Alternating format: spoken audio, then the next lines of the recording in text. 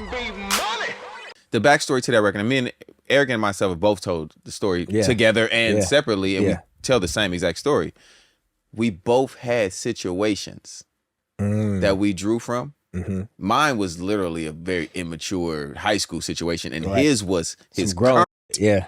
Right? And that's how we merged the record, and that's where the title came from. And really the whole Ghetto Kama Sutra was just me being stupid. Right.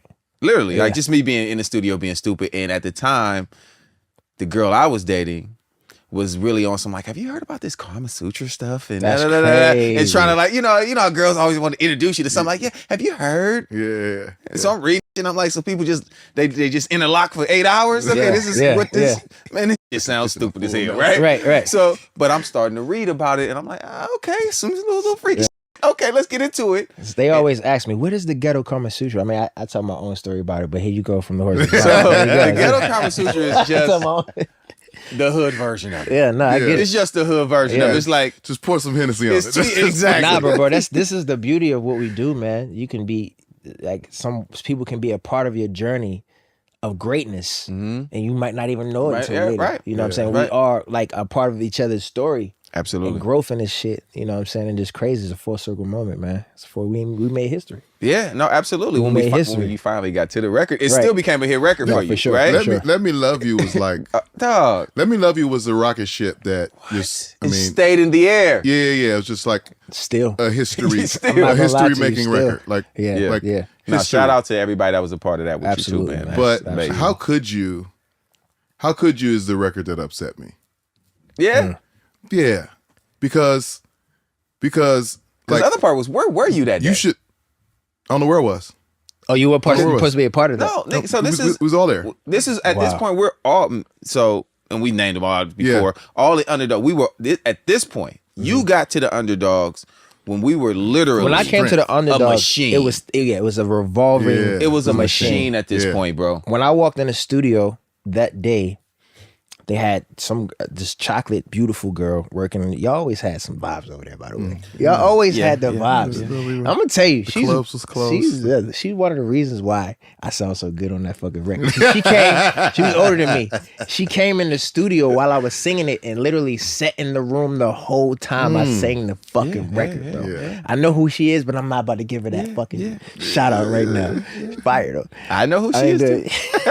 I know she is. I don't know her like that, but I know she is. I know who you're talking about. But it was just the energy over there was very R&B. You know, that definitely was the difference from working with other people, is when you walked in the Edmonds building. And there was another building too, but that was the one I recorded in. You knew you was getting some real R&B, and everybody in there was about that. And you knew you had to deliver. Yeah.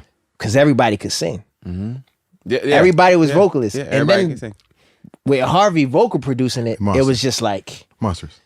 Yeah, it was crazy. You delivered on that record like you delivered like a grown ass man on that record. Yes.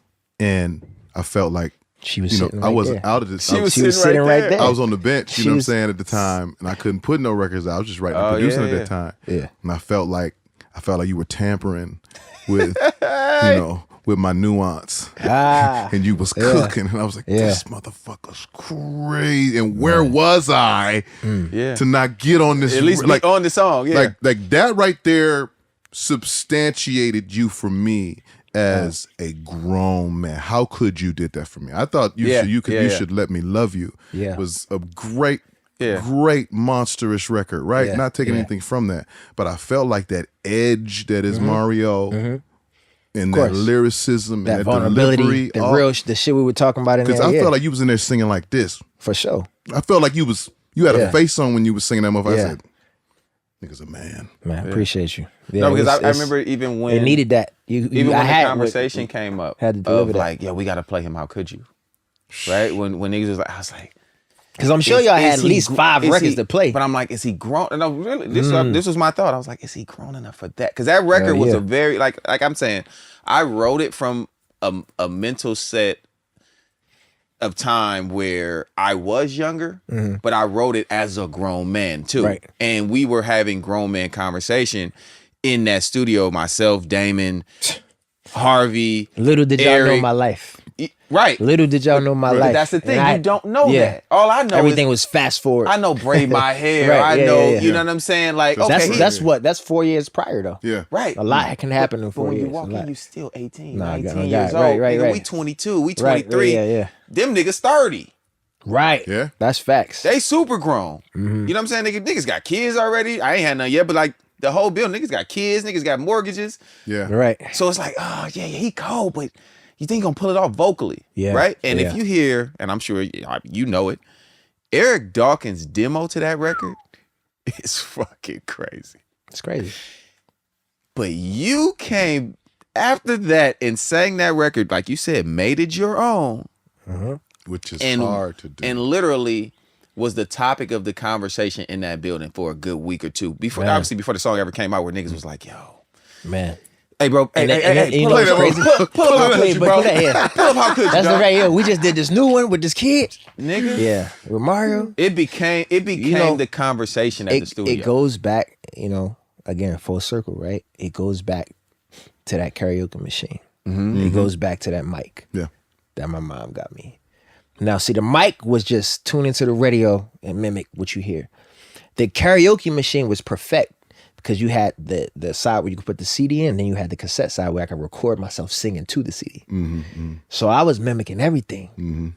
Boyz II Men, Joe, you know what I'm saying, Tevin Campbell, all of it.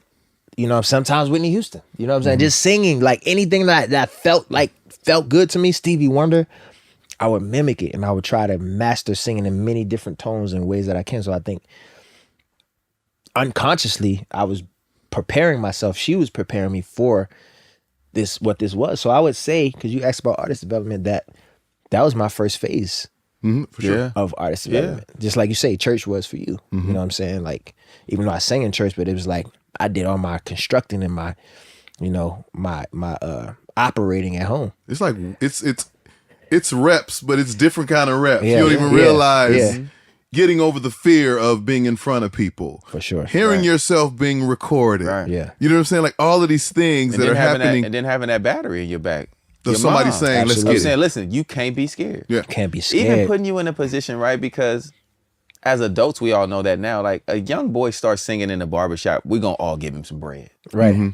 So now that being another light bulb for you to be like, oh shit, I can make some money doing Business. It's business. You know what I mean? Yeah. Like all of those things are leading to where you are now and what you've become and what you were becoming at and it that can't time. be forgotten. You know what I'm saying? Because in times of like, I don't know what that is for y'all, but in times of doubt, in times where you like, you go to these portals in the industry like, I don't know if I love this anymore. You remember why. That's my reason why to keep, through the bullshit. R&B Money.